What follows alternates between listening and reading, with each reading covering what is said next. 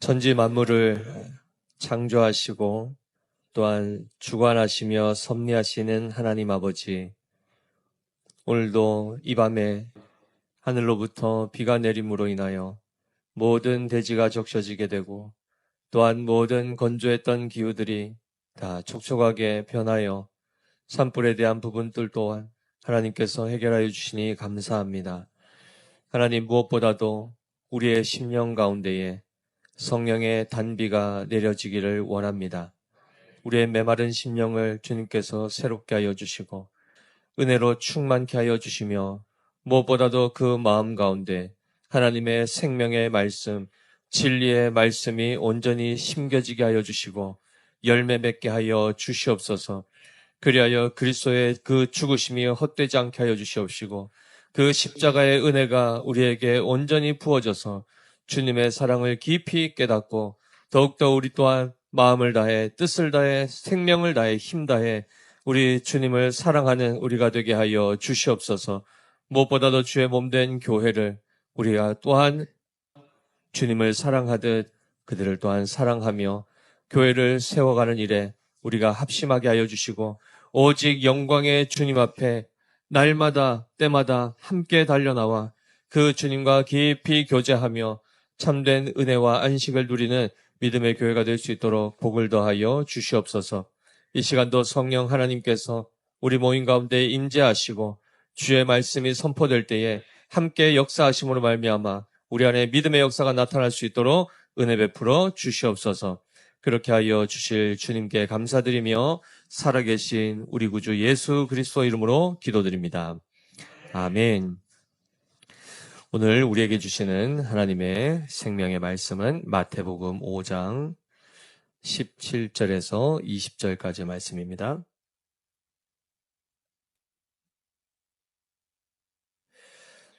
신약성경 6페이지 마태복음 5장 17절에서 20절까지의 말씀. 오늘 말씀 우리 함께 한 목소리로 합독하겠습니다. 내가 율법이나 선지자를 폐하러 온 줄로 생각하지 말라. 폐하러 온 것이 아니요 완전하게 하려 함이라. 진실로 너희에게 이르노니 천지가 없어지기 전에는 율법의 1.1획도 결코 없어지지 아니하고 다 이루리라.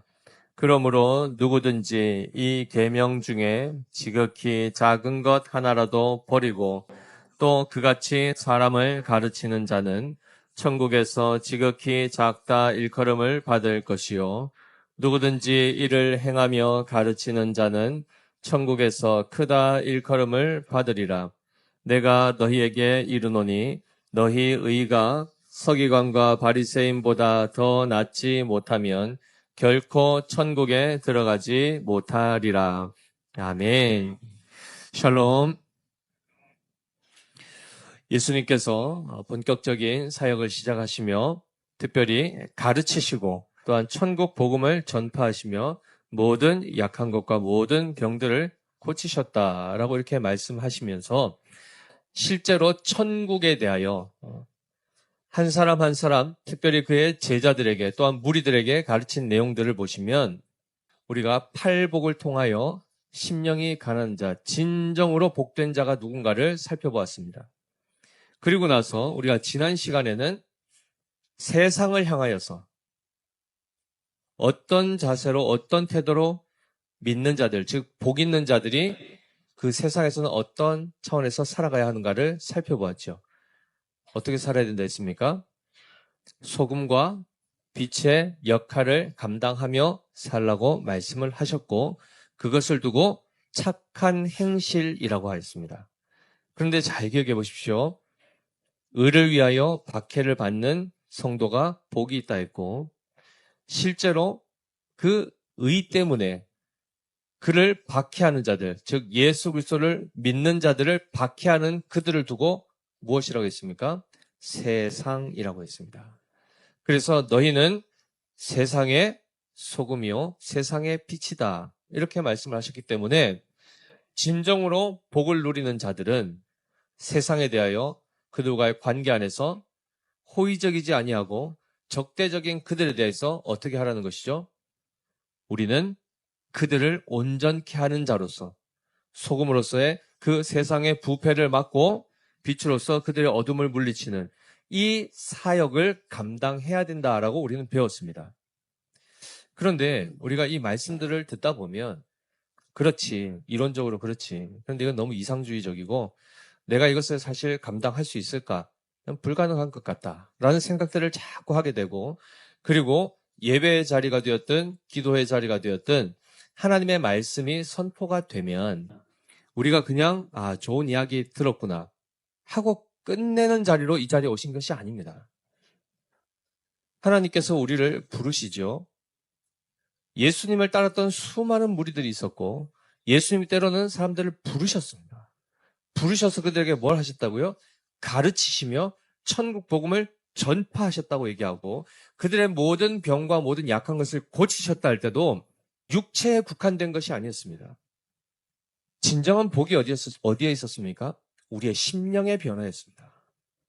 부패하고 망가진 그 사람의 악독한 모든 그 본성이 고쳐지는 것, 이것이 기적 중의 기적입니다. 사람은 육체의 질병을 의사들 통해서나 여러 가지 환경을 통해서도 고침받을 때가 있죠. 그러나 그의 심령을 고치고 그의 영혼을 고칠 수 있는 이 세상의 의사는 예수님밖에 없습니다. 따라서 우리가 이적을 따라가고 기적을 따라간다 하더라도 본질적인 이적과 기적은 바로 영혼의 변화요, 우리의 심령의 변화인데 이 심령의 변화를 일으키시기 전에 예수님은 뭘 하셨죠? 말씀을 선포하십니다. 그 말씀께서 그들의 영혼, 즉 혼과 영과 및 관절과 골수를 찔러 쪼개시며 해체하시고 회부하시고 수술하셔서 고쳐내신단 말이죠. 그러면 하나님의 말씀이 선포되면 이 말씀은 내가 좀 들을만하고 이 말씀은 참 감동이 되고 아멘이 되고 이 말씀은 도저히 납득이 안 되고 상식적으로 이해가 안 되는구나. 이렇게 하면서 우리 마음대로 임의대로 이것을 판단하면서 취할 걸 취하고 버릴 걸 버리면 되겠습니까? 사람의 말들은 그렇게 우리가 취사 선택할 수 있습니다. 누군가의 권면은 유익이 되면은 듣고 그것이 참되지 아니하고 해가 될 것 같으면 그것은 버리면 됩니다. 그러나 하나님의 말씀 가운데 버릴 게 있습니까? 없습니까? 없습니다. 없습니다.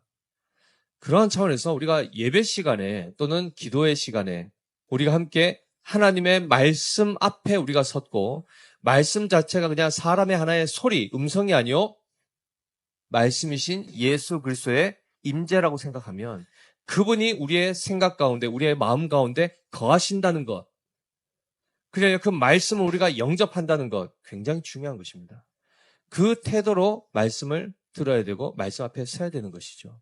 그렇지 않으면 정말 여기에 왔다 가는 것은 그냥 산책하러 온 것밖에 안 됩니다. 그냥 바람 쐬러 한번 나온 것밖에 되지 않습니다.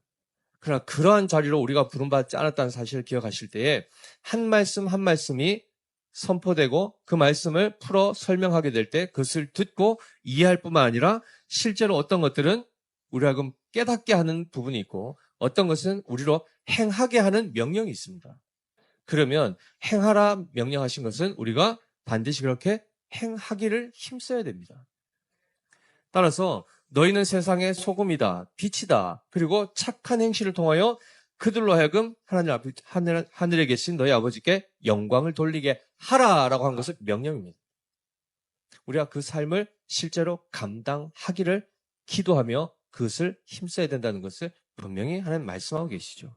따라서 그 맥락 가운데에 그저 8가지 복, 이런 것이 복이다 해서 그냥 이론을 가르치고 그것을 그냥 알고 있어라가 아니라 실제로 그러한 존재가 되어야 진정한 복을 누린다는 것을 깨닫고 그 삶을 살아갈 것을 말씀하시는 것이며 더 나아가서 자기 개인의 뿐만 아니라 그가 대하는 모든 세상과 함께 그들과의 관계성 안에서도 어떻게 대해야 되는가를 명확하게 얘기해 주셨습니다. 악을 악으로 갚으면 됩니까? 안 됩니까? 안 됩니다. 안 됩니다. 우리를 박해하는 자들을 어떻게 하라 했죠? 우리를 핍박하는 자들, 우리를 저주하는 자들 어떻게 하라 하죠? 그들을 위하여 축복하고 기도하라 했지 않습니까? 어떤 복을 빌어줘야 될까요? 무엇을 위해서 기도해야 되겠습니까?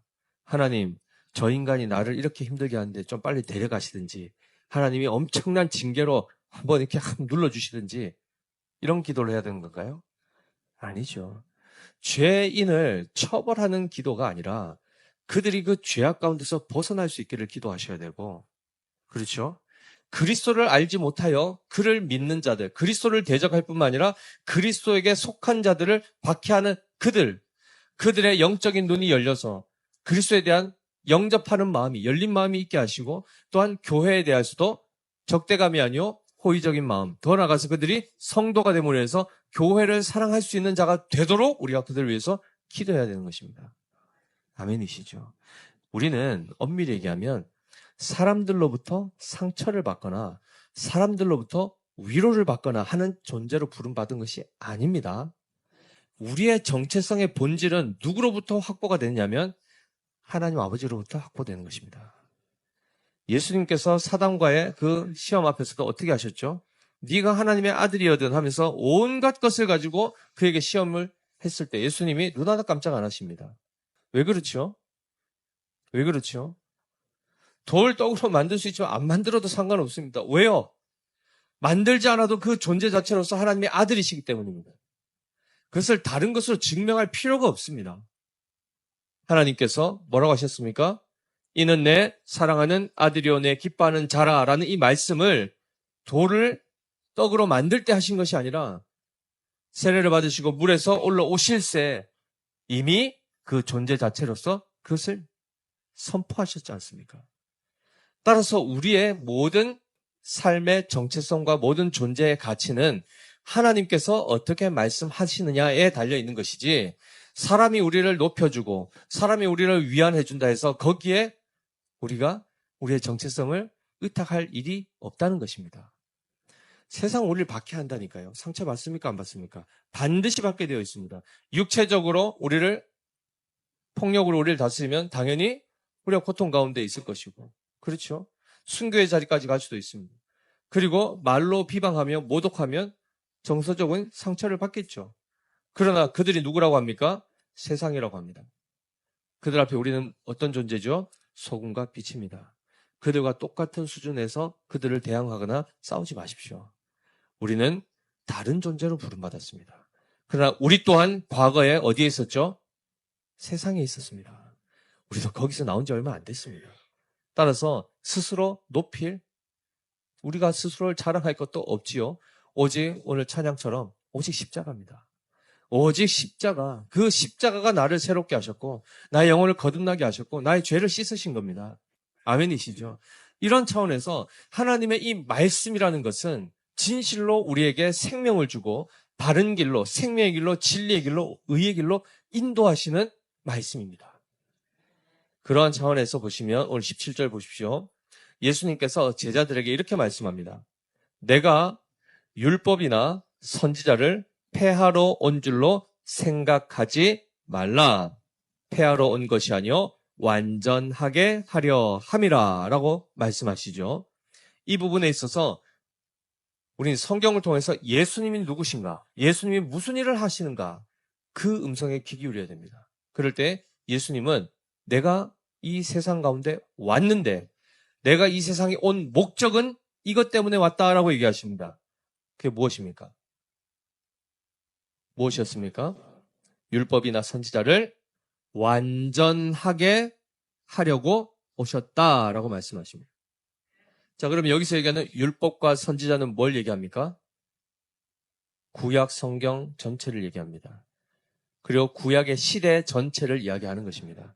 그러면 구약의 시대라는 이 창조부터 예수님이 오실 때까지의 그 모든 역사와 그 가운데 하나님께서 이스라엘 백성과 체결하신 모든 언약의 약속의 말씀, 그것이 바로 율법과 선지자죠.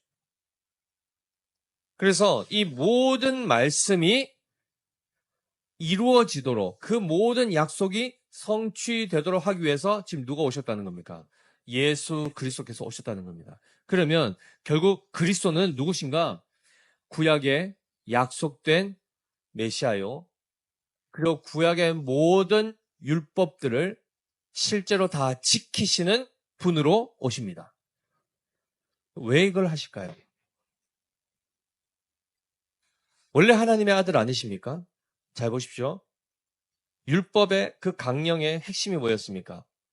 하나님을 사랑하고 이웃을 사랑한다. 곧 세상 모든 피조 세계를 사랑할 것을 말씀하시는 것인데, 그리스도께서는 이미 창조 때에 우리 이 모든 피조물을 무엇으로 하나님 창조하시죠? 말씀으로 창조하시죠. 삼위일체 하나님께서 이 세상을 창조하신 목적은 그들을 사랑하심으로 그것을 만드십니다. 피조 세계를 하나님 사랑하십니다. 보시기에 어떻죠? 만드신 이후에 좋았더라. 심히 좋았더라. 그들을 사랑으로 대하셨죠. 이미 하나님과의 삼위일체 하나님 안에서의 관계 안에 충만한 사랑이 있었고, 그리하여 영원토록 그 아버지 성부 하나님의 말씀 앞에 순종하셨던 예수 그리스도이십니다. 그러니까 하나님의 아들 성자 하나님이셨습니다. 근데 굳이 이 땅에 들어오셔가지고 사람의 몸을 입고 오셔서 하나하나 이 율법을 다 지켜가면서 할례를 받으시고 세례를 받으시고 공생애를 사시며 율법을 다 지켜가시는 이 일을 왜 하십니까? 굳이 이 땅에까지 오셔서 왜 하십니까? 이 부분이 바로 오늘 이제 후반부에 살펴볼 말씀인데요. 20절을 먼저 한번 넘어가서 보면, 내가 너희에게 이르노니 너희 의가 서기관과 바리새인보다 더 낫지 못하면 결코 천국에 들어가지 못하리라 되어 있습니다. 사람들 가운데에 가장 말씀대로 산다고 하는 서기관과 바리새인들이 자기들이 율법을 지키고 행했던 그 내용들이 있겠죠. 그들이 만들어 놓은 의가 있습니다. 그것으로는 천국에 들어가지 못하더라는 것입니다. 그러면 그리스도께서 오신 목적은 결국 우리로 하여금 천국에, 택한 백성들을 천국으로 인도하시기 위하여 오시는데, 그러기 위해서는 반드시 서기관과 바리새인보다 더 나은 의가 필요합니다. 그 의가 뭘까요? 여기서 얘기하는 의는 완전한 의를 얘기합니다. 모든 율법을 하나도 어김없이, 하나도 빠뜨림 없이 다 이루시고 성취하신 그 의를 얘기하는 겁니다. 그래서 18절 보십시오. 진실로 너희에게 이르노니 천지가 없어지기 전에는 율법의 1.1획도 결코 없어지지 아니하고 어떻게 된다고요?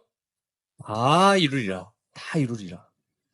이 율법, 천지가 없어지기 전이 언제입니까? 주님이 재림하시기 전입니다. 구원이 완성되는 그 날까지는 하나님의 말씀이 다 이루어지고 있는 역사라는 것입니다. 창조부터 주님의 재림 때까지의 이 모든 역사는 결국 사람들은 뭐 정치적으로나 뭐 사회 문화적으로 교육적으로 각자 알아서 자기의 삶들을 역사를 이루어가는 것처럼 보이지만, 궁극적인 역사는 뭐죠? 하나님의 말씀이 이루어지는 역사라는 것입니다.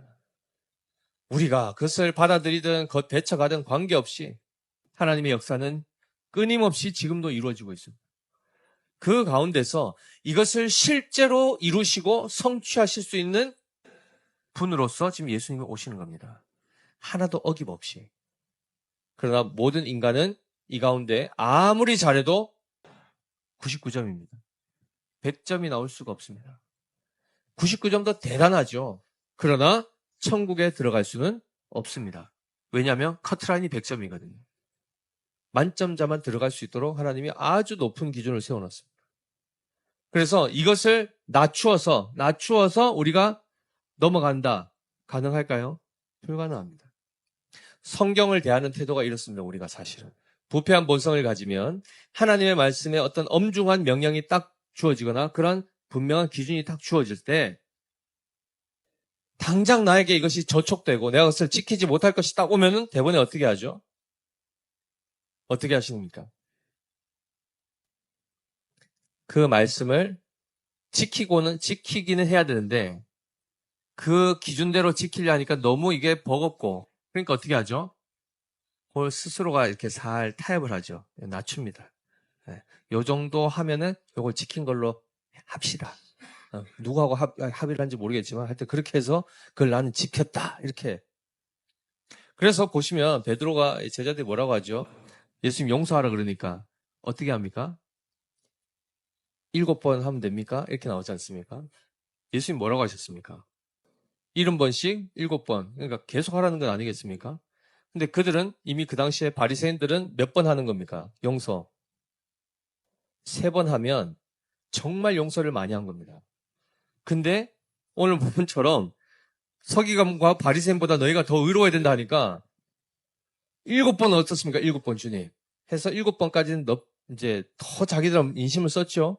그러나 예수님의 기준은 뭐였습니까? 계속해서입니다.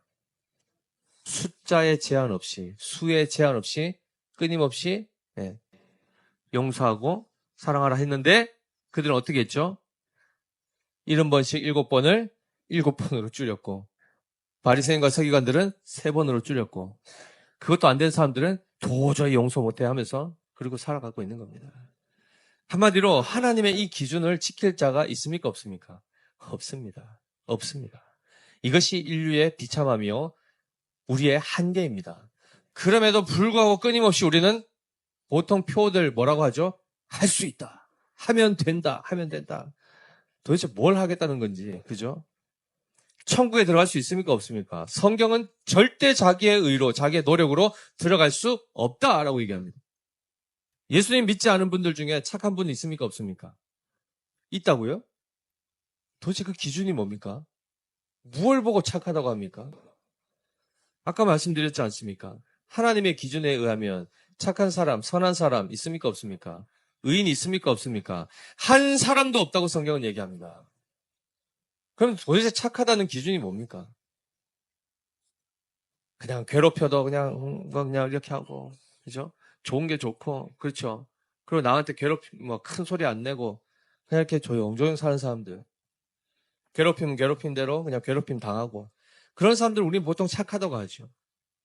그렇죠? 아니면 남한테 좀 이렇게 도움을 많이 주는 사람들을 착하다고 하죠.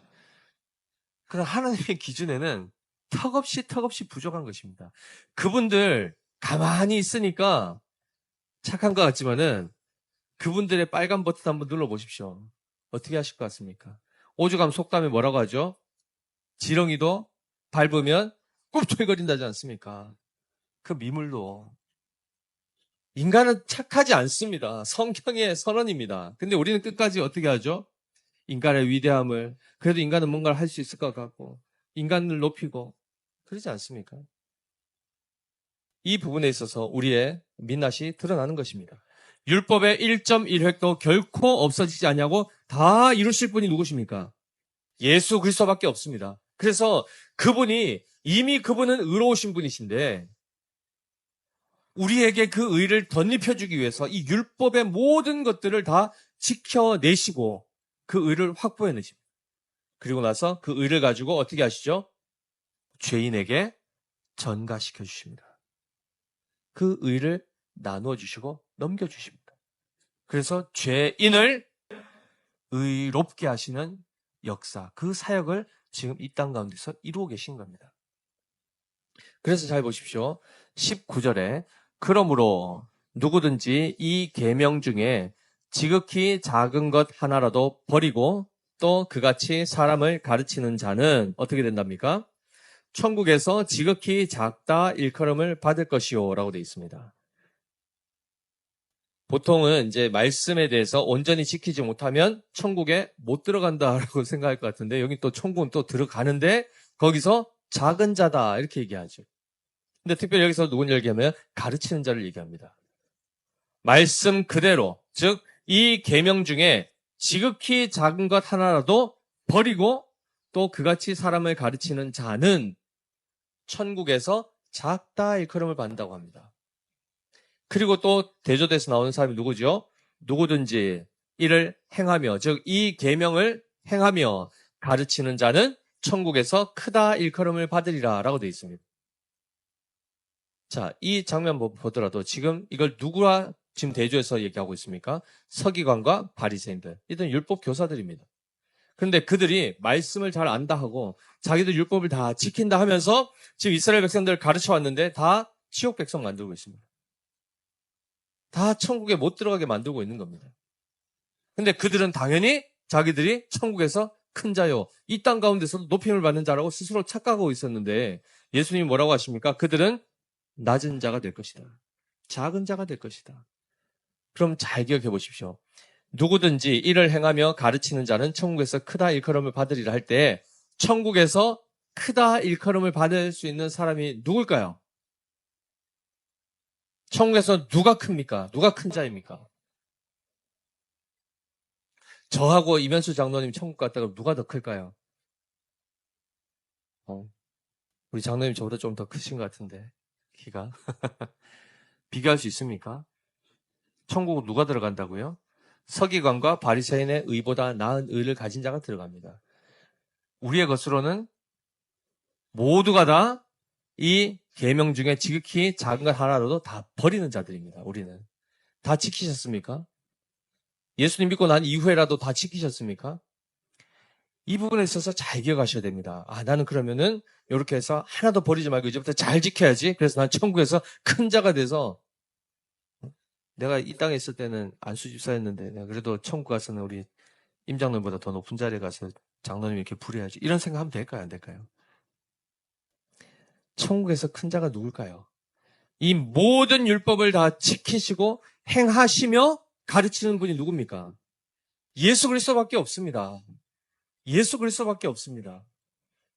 그런데 제자들이 뭐라고 늘 싸웠죠? 따라다니면서 누가 크니까 누가 크게 될까? 니냐 내냐 이러면서 12명끼리 서로 싸우고 난리가 나죠. 그죠? 어머니를 대동해가지고 막 청탁을 하고 난리도 아니지 않습니까? 천국에서 큰 자는 누구밖에 없습니까? 예수 그리스도밖에 없습니다. 왜냐하면 빌립보서 2장 9절에서 11절 말씀에도 잘 나와 있는 것처럼 그리스도께서 십자가에 죽기까지 복종하셨던 그 이야기를 하시며 이러므로 하나님이 그를 지극히 높여 모든 이름 위에 뛰어난 이름을 주사 하늘에 있는 자들과 땅에 있는 자들과 땅 아래에 있는 자들로 모든 무릎을 예수의 이름에 꿇게 하시고 모든 입으로 예수 그리스도를 주라 시인하여 하나님 아버지께 영광을 돌리게 하셨느니라. 천국에서 누가 큰 자이죠? 예수 그리스도. 그분만이 가장 높으신 위대한 이름을 가지신 분이시오. 그분만이 오늘의 이 말씀에 따르면은 이 모든 계명을 행하며 친히 행하며 그것을 가르치는 자로 등장하고 있습니다. 따라서 예수 그리스도의 가르침을 받는 자들이 의롭게 되고 천국에 들어가는 것이요. 서기관과 바리새인들의 가르침을 따른 자들은 천국에 들어가지 못하게 되는 경우가 있습니다. 따라서 잘 보십시오. 인간의 어떤 노력, 예수님 믿고 난 이후에 더 많은 헌신, 더 많은 성경 읽기, 기도하고 전도하고 했던 것 가지고 천국 들어가서 상급 받는 거 아니라는 겁니다.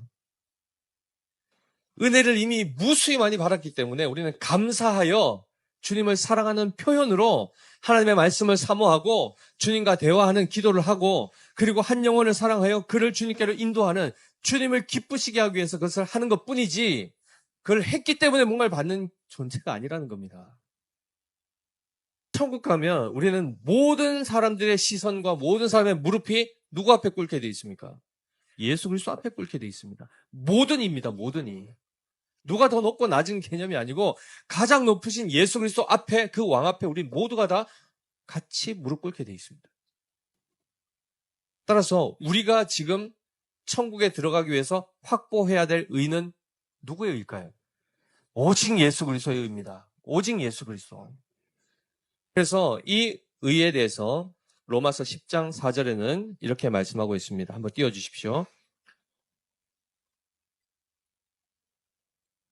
로마서 10장 4절 말씀 같이 읽어보겠습니다.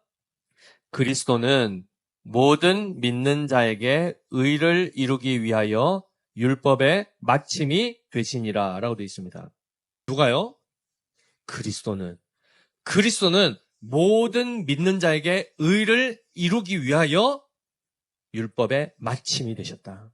더 이상 더 지켜낼 것이 없을 만큼 완전하게 모든 것들을 완성하시고 성취하십니다.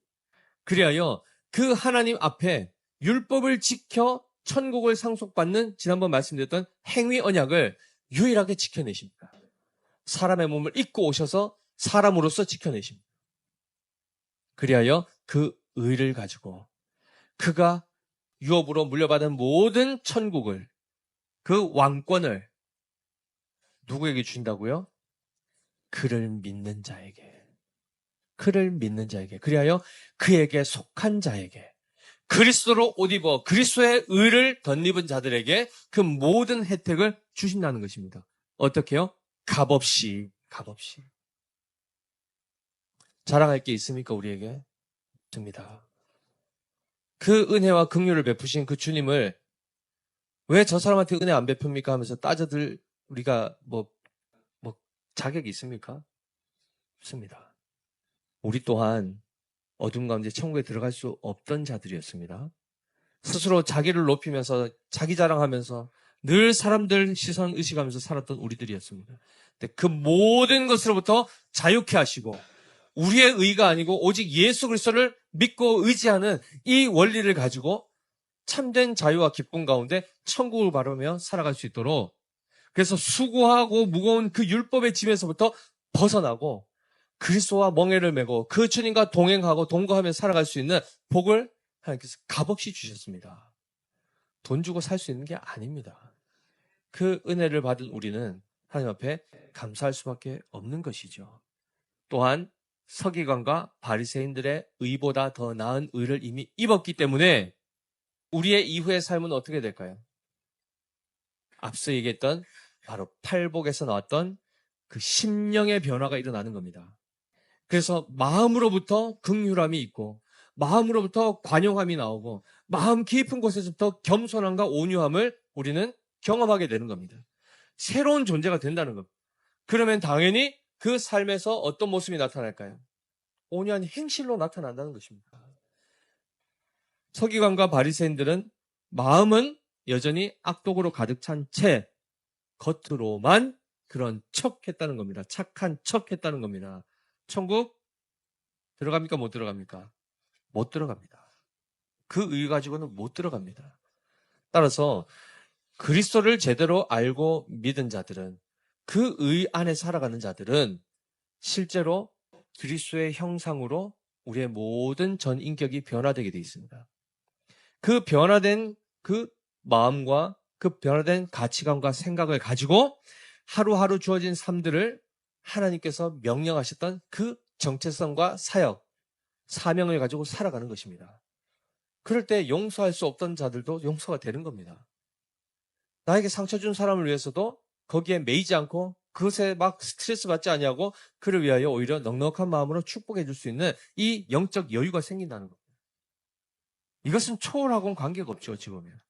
근데 더 놀라운 것은 우리는 거기에 별 관심이 없다는 겁니다. 주님은 이 일 하기 위해서 오셨는데 우리는 그건 말고요. 그건 말고 일단 이거부터 해주십시오라고 하면서 하는 거 보면은 다 다른 겁니다. 내가 좀 무시 안 당하게 해주십시오. 내 자존심 좀 제발 좀 지켜주십시오. 이거 하고 있습니다. 보통 이렇게 오랜만에 만나는 지인들 만나시면 뭐 보통 이제 동창회라 그러죠, 그죠? 동창회 한번 나가보시면은 갔다 오시면 어떻습니까? 다녀오신 경험이 있으면 멀쩡하게 하루 또 이렇게 잘 보내고 있다가 뭐 가정 안에 평화가 있다가 동창회 딱 갔다 왔는데 그 집에 딱 오면 어떤 일이 발생하죠? 갑자기 난리가 나죠, 그죠? 왜냐하면 거기 간 사람들이 다 뭐합니까? 다 자기 자랑하러 오지 않습니까? 다 자기 자랑 뭐 자랑하고 있으니까 자기도 자랑할 게 있었으면 다행인데 없으면 어떻게 하죠? 집에 와서 갑자기 남편이 이 인간만 안 만났어도, 그죠? 그때 내가 제정신이 아니었지. 별 생각을 다 하죠, 그죠? 온갖 것에 그렇게 사람의 영향을 받아서 결국은 와서 한다는 얘기가 이제 가정의 평화를 다 깨고, 그죠? 갑자기 냉기가 퍼지면서 냉장고 문도 안 열었는데 추워 죽겠죠, 그죠? 이러한 삶들이 우리 안에 끊임없이 도사리고 있다는 겁니다. 근데 누구도요?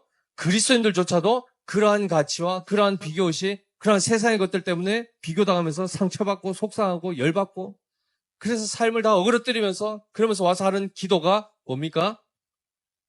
저 사람한테 거 나도 좀 주세요. 이거 하고 있다는 말이죠. 내가 쟤보다 못나서 내가 왜 이 삶을 살아야 되는가? 지금 주님이 우리에게 뭘 원하시고 계신지를 보셔야 됩니다. 어떤 이적을 베풀기를 원하시는지를 보십시오. 심령이 가난 자 되셔야 됩니다. 의에 줄이고 목마른 자 되시라고 하는 겁니다. 온유한 자 되시라고 합니다. 성경은. 겸손한 자가 되고 화평케 하는 자가 되라 하십니다. 더 나아가서 세상에 대해서, 원수와 같은 자들에 대해서 넉넉함으로 그들을 품어내라고 하십니다. 이걸 누가 하셨습니까? 그리스도께서 이루셨지 않습니까? 지금 우리가 여기 있는 것 자체가 원수되었던 우리를 주님이 그 긍휼로 오래 참으시고 우리를 품어주셨기 때문에 우리 여기 지금 있는 겁니다. 도망가면 잡아오시고, 그렇죠? 그렇게 하면서 여기까지 인도하셨던 그 주님의 사랑을 받은 자로서 우리 또한 우리를 힘들게 하는 분들 있죠. 뭐 우리의 자녀가 됐든 남편이 됐든 아내가 되었든 부모가 되었든 형제든 누구든 간에 그들에 대해서 우리가 해야 될 사명은 빛과 소금이요 그리스도의 의를 힘입어 천국 백성답게 넉넉하게 그들에게 주님의 모습으로 사랑하고 사는 겁니다.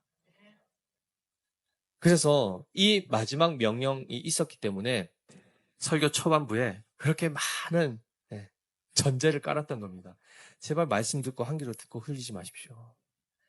이건 우리가 할 수 없는 것을 주님이 말도 안 되는 것을 요구하는 것이 아닙니다. 할 수 있도록 이미 그리스도께서 우리 안에 거하시기 때문에 가능해진 것이라는 것입니다. 이 복을 누리시고 이 영광을 누리십시오. 우리는 이제는 더 이상 죄의 종로로 사는 자들이 아닙니다. 의를 위하여 부름을 받았고 의를 향하여 나아가는 자들 아닙니까? 아멘이시죠? 그래서 베드로후서 1장 1절에 베드로가 흩어져 있는 많은 성도들에게 이렇게 말씀합니다. 베드로후서 1장 1절 말씀 같이 읽겠습니다. 자, 시작. 예수 그리스도의 종이며 사도인 시몬 베드로는 우리 하나님과 구주 예수 그리스도의 의를 힘입어 동일하게 보배로운 믿음을 우리와 함께 받은 자들에게 편지하노니라고 되어 있습니다. 우리 안에 높고 낮음이 있습니까? 우리 안에는 높고 낮음이 있습니까? 저기 뭐라고 표현되어 있습니까? 예수 그리스도의 의를 힘입어 그 다음에요. 동일하게 보배로운 믿음을 가진 우리입니다. 그렇죠. 우리의 주님이 누구십니까? 예수 그리스도시죠. 저의 주님이 예수님이시고 우리 권사님, 집사님, 우리 형제 자매들 다 주님은 한 분 하나님, 삼일체 하나님 동일하십니다. 동일하십니다. 따라서 그 동일한 믿음 안에서 동일한 그리스도의 의를 힘입은 자로서 그리스도인답게 사시라는 겁니다. 그리고 이 일을 위해서 주님께서 먼저 이 모든 의를 다 이루셨고 우리가 그 의를 행하면 천국 가는 게 아닙니다. 이미 우리는 그리스도의 의를 옷 입은 자로서 그 그리스도를 자랑하고 나타내 보이고 그리스도의 향기로서 우리가 그리스도의 손과 발로서 표정으로서 우리가 세상을 대하는 것입니다.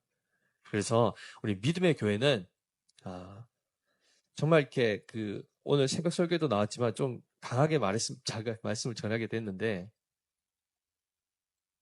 신비주의 쪽으로 가는 식의 이적과 표적 따라가지 마십시오. 성경에서 분명히 말세가 될 때 나타난 징조로 알려주신 겁니다. 예수님이 친히 알려주셨습니다.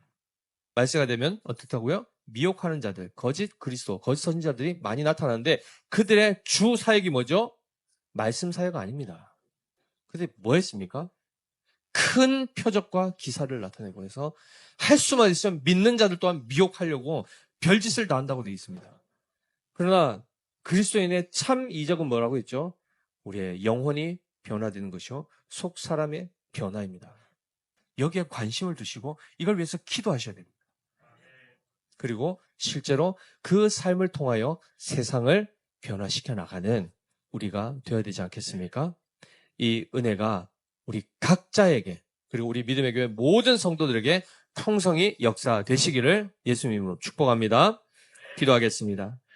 하나님 아버지, 예수 그리스도께서 이 땅에 오심으로 모든 율법을 다 이루시고 성취하셨고 또한 천지가 없어지기 전 주님의 다시 오시기 전까지 남아있는 약속까지도 반드시 이루어질 줄 믿습니다.